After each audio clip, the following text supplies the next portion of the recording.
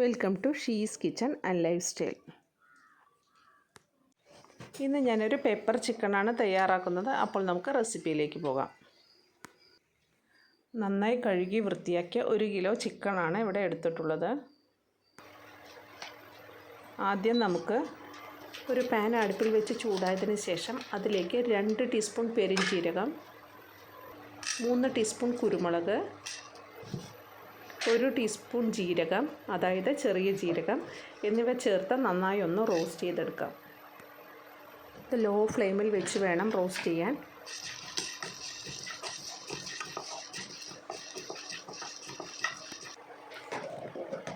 ഇത് നന്നായി റോസ്റ്റായി വന്നിട്ടുണ്ട്.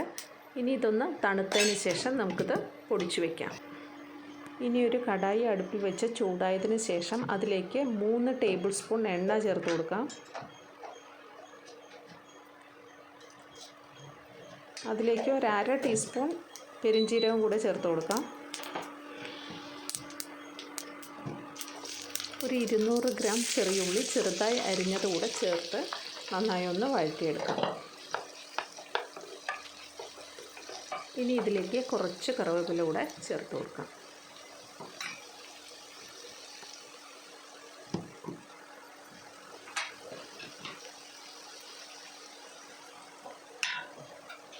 പിന്നെ 2 ടീസ്പൂൺ ജിഞ്ചർ ഗാർലിക് പേസ്റ്റും പിന്നെ ആവശ്യമായ ഉപ്പും കൂടി ചേർത്ത് നന്നായി ഒന്ന് ബ്രൗൺ കളർ ആവുന്ന വരെ ഒന്ന് വഴറ്റിയെടുക്കാം.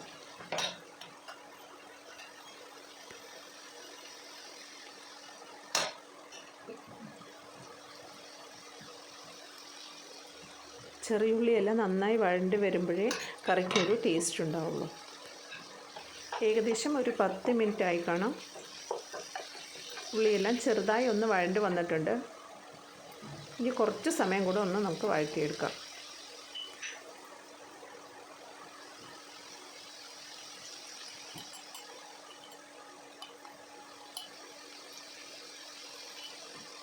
വഴറ്റുന്ന സമയത്ത് ഉപ്പ് ചേർത്തിയാൽ വളരെ പെട്ടെന്ന് വഴണ്ട് കിട്ടും.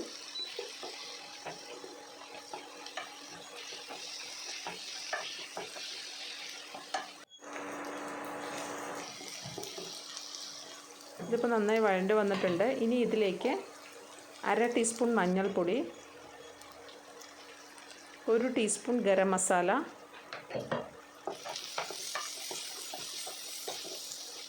എന്നിവ ചേർത്ത് വീണ്ടും ഒന്ന് വഴറ്റിയെടുക്കാം.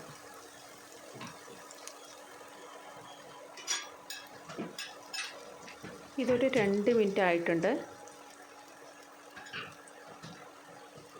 ഇനി ഇതിലേക്ക് നമ്മൾ കഴുകി മാറ്റി വെച്ചിരിക്കുന്ന ചിക്കൻ ചേർത്ത് വീണ്ടും ഒന്ന് വഴറ്റിയതിന് ശേഷം നമുക്കിതൊന്ന് വേവിച്ചെടുക്കാം.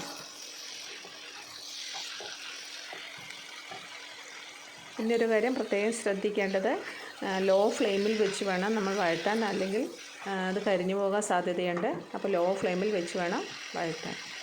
നമ്മൾ ഉള്ളി റോസ്റ്റ് ചെയ്യുമ്പോൾ കുറച്ച് ഉപ്പ് മാത്രമാണ് ചേർത്ത് കൊടുത്തിരിക്കുന്നത്. അപ്പോൾ ആവശ്യത്തിനുള്ള ഉപ്പ് ഒന്ന് ചേർത്ത് കൊടുത്തതിന് ശേഷം നമുക്ക് ഇതൊന്ന് മൂടി വെച്ച് വേവിച്ചെടുക്കാം.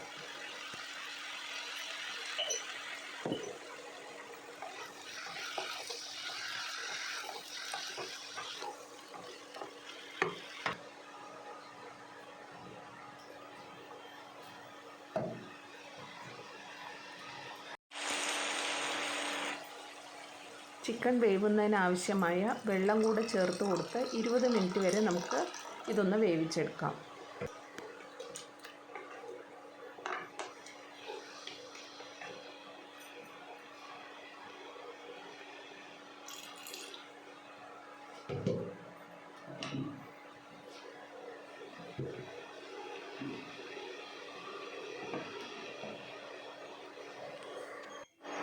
മിനിറ്റ് കഴിഞ്ഞിട്ട് ചിക്കൻ നന്നായി വെന്ത് വന്നിട്ടുണ്ട്. ഇനി ഇതിലേക്ക് പൊടിച്ചു വെച്ചിരിക്കുന്ന പെപ്പർ കൂടെ ചേർത്ത് നന്നായി ഒന്ന് മിക്സ് ചെയ്യാം.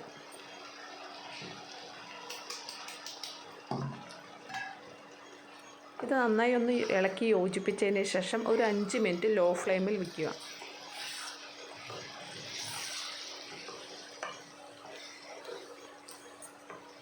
അതിനുശേഷം മല്ലിയില തൂവിയതിന് ശേഷം നമുക്കിത് സെർവ് ചെയ്യാം.